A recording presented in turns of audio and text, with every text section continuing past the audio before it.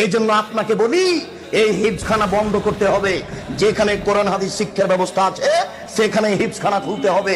এই ছেলেটাকে আপনি কেন হাফেজ করলেন? এর বয়স হচ্ছে 16 বছর, মাথায় একটা উঁচু টুপি দিয়েছে, তার উপর একটা রুমাল দিয়ে মানুষের বাড়িতে মিলাদ করে বেড়াচ্ছে, কোরআন মাজিদ পড়ছে আর ভালো কিছু খাবার দিচ্ছে, 200 টাকা পকেটে দিয়েছে, একবারে খুশি হয়ে গেছে, চিৎকার করে আমার বাপের নামে দোয়া করে চলে আসলো। এ জাতির কি করতে পারে?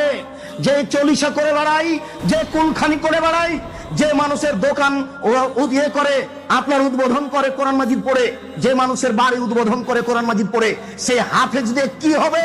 সেই হিফজখানা বন্ধ করতে হবে। এই সামাজিক জাহেলিয়াত, এই ধর্মীয় জাহেলিয়াতের জন্য এই 3 নম্বর শ্রেণীর ছেলে দেওয়া হবে না।